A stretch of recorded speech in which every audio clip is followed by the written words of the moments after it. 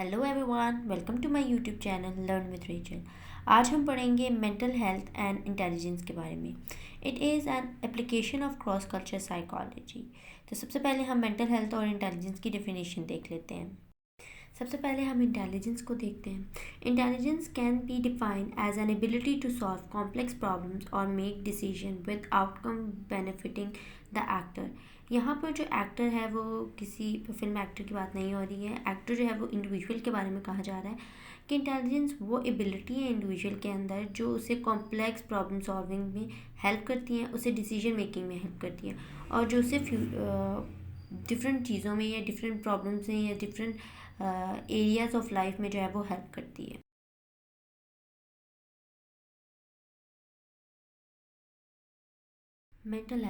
Mental health include our emotional, psychological and social well-being.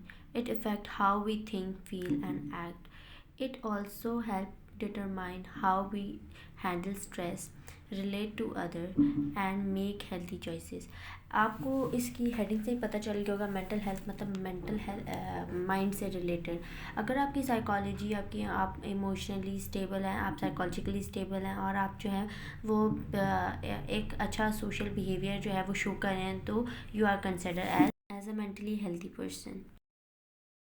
हमारा जो culture होता है, अब हम पढ़ेंगे कि हमारा कल्चर किस तरह से हमारे इंटेलिजेंस को इन्फ्लुएंस करता है। Culture can influence human intelligence in several ways. People from different culture may have varying experiences, values and ways of thinking that can impact how they learn and solve problems. मैंने पिछले lecture में भी आपको बताया था कि different cultures के लोग जो होते हैं वो डिफरेंट तरीके से अपनी प्रॉब्लम्स को सॉल्व करते हैं, ठीक है, अपनी नॉर्म्स अपनी वैल्यूज़ को यूज़ करके। तो सबसे पहले जो हमारा फैक्टर आ जाता है, जो हमारा कल्चरल फैक्टर आ जाता है, जो हमारी इंटेलिजेंस को अफेक्ट करता है, वो होता है हमारी लैंग्वेज। लैंग्वेज जो है वो एक बहुत बड़ा पार्ट होता है हमारे कल्चर का। And according to experts the language you speak can affect how you think and learn. ठीक है, जैसे कि some languages have more words for colours while some may which make them sensitive to colour differentiation. कुछ languages में जो होता है ना कि एक कलर के बहुत सारे मतलब जैसे पिंक के डिफरेंट शेड्स के डिफरेंट डिफरेंट नाम होते हैं, ठीक है, पर कुछ कल्चर्स में जो है ना वो पिंक को पिंक ही कहा जाएगा। जैसे कि फॉर एग्जांपल एक लड़का और एक लड़की की एग्जांपल लेते हैं, इससे आपको ज़्यादा अच्छी तरीके से समझ आ जाएगा।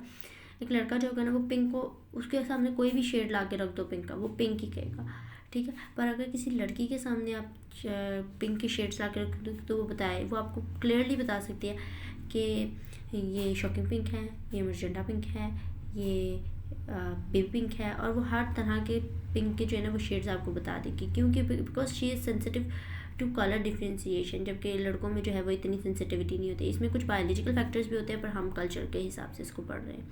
फिर उसके बाद हमारे पास एजुकेशन आ जाता है। Different culture prioritize different subjects and teaching styles.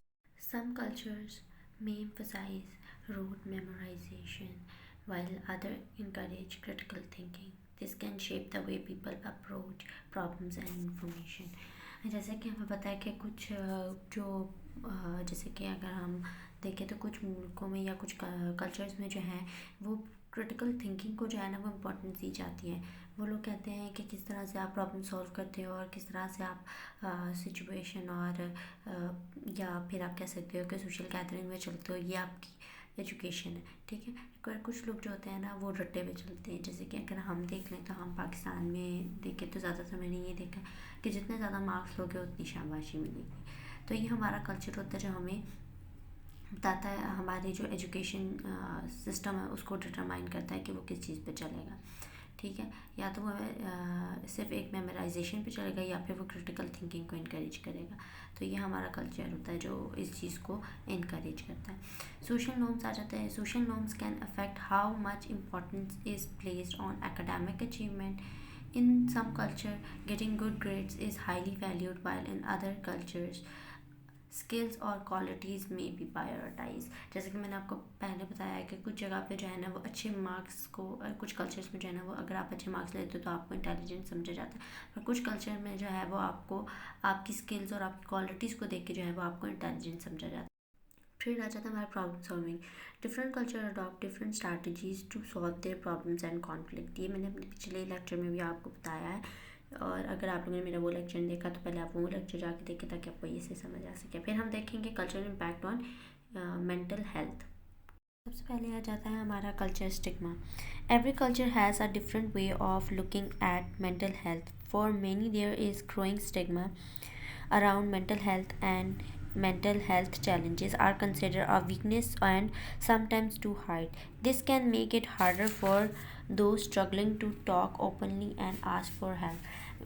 ये आप ऐसे भी कह सकते हो कि जैसे कि हम अपने कल्चर में देखते हैं कि बहुत जगह, जैसे कि हम देखते हैं कि कुछ जगह ऐसा होता है कि जब कोई इंसान जो है वो ओपनली अपने मेंटल हेल्थ प्रॉब्लम्स के बारे या मेंटल प्रॉब्लम्स के बारे में फिर बोलता है तो लोग जो है वो उसका मजाक उड़ाते हैं और उसे पागल या उसे एक वीकनेस करार देते हैं। वो कहते हैं कि ये पागल है और ये उसके बारे में अजीब अजीब बातें करते हैं, जो कि बंदे को जो है वो और टेंशन में डाल देता है। तो वो उस चीज़ से बचने के लिए वो क्या करता है कि वो उस चीज़ को ओपनली बोलता ही नहीं, जिसकी वजह से मेंटल प्रॉब्लम्स की वजह से उसे और ज़्यादा स्ट्रगल करना पड़ता है। फिर आ जाता है understanding symptoms. Culture can influence how people describe and feel about their symptoms. It can affect whether someone chooses to recognize and talk about only physical symptoms and emotional symptoms or both. हमारा जो culture होता है वो जैसे कि मैंने बताया कि हमारा कल्चर होता है वहाँ हमारे बिहेवियर, हमारे इमोशंस को जो है वो इन्फ्लुएंस करता है। ठीक है, तो हमारा कल्चर ही हमें बताता है कि हमारा कल्चर डिटरमाइन करता है कि जो एक इंसान है वो किस तरह से जो है वो अपने मेंटल हेल्थ प्रॉब्लम्स को या अपने मेंटल सिम्टम्स को जो है वो डिस्क्राइब करता है। जैसे कि कोई प्रॉब्लम आ जाती है, वो क्या है, ये आपको पता है कि अगर आपको मेंटल हेल्थ प्रॉब्लम होगी तो आपको वो फिजिकली भी सिम्टम्स आपको शो होंगे। तो जो इंसान है वो अपने फिजिकल सिम्टम्स पे ज़्यादा फोकस करता है या अपने इमोशंस पे ज़्यादा फोकस करता है, ये इन दोनों पे फोकस करता है, ये उसका कल्चर डिटरमाइन करता है। ठीक है, फिर communities to support. Culture factors can determine how much support someone gets from their family and community.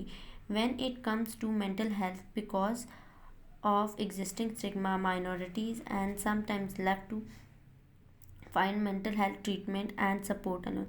जैसे कि हमें पता है कि जो अगर कोई भी इंसान जो है वो हम अपनी सोसाइटी में, अगर पाकिस्तानी सोसाइटी में देखें तो हमारी जो फैमिलीज़ हैं हमें इतनी मेंटल हेल्थ सपोर्ट नहीं मिलती है।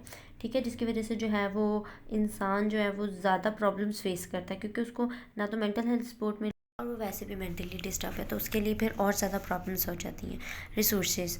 When looking for mental health treatment you want to talk to someone who understands your specific experience and concern.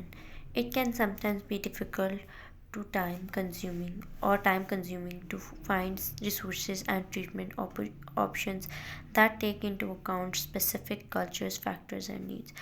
जैसे कि हमें पता है कि अगर मैंने पहले पाकिस्तानी कल्चर की पाकिस्तानी सोसाइटी या पाकिस्तानी कल्चर की जो है वो एग्जांपल दी है कि हमारे कल्चर में जो है वो इतना इन चीज़ों पे फोकस नहीं किया जाता जैसे कि यूरोपियन कल्चर्स में फोकस किया जाता है।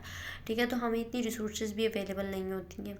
ठीक है, लोगों को पता ही नहीं होता कि अगर उनको ये चीज़ें वो फेस कर रहे हैं तो उन्हें किस तरह के डॉक्टर के पास जाना चाहिए, उन्हें साइकेट्रिस्ट को देखना चाहिए या उन्हें साइकोथेरेपिस्ट को कंसर्न करना चाहिए, उनको क्या क्या करना चाहिए, उन्हें कि मतलब वो किस तरह से, अगर फॉर एग्जांपल काउंसलिंग की एक एग्जांपल ले लेते हैं।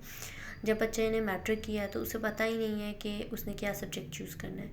ठीक है, अब हमारे पास काउंसलिंग की जो काउंसलिंग हमारे पास अवेलेबल है, पर उस बच्चे को पता ही नहीं है कि ये रिसोर्सेज जो है वो हमारे वो अवेल कैसे करें।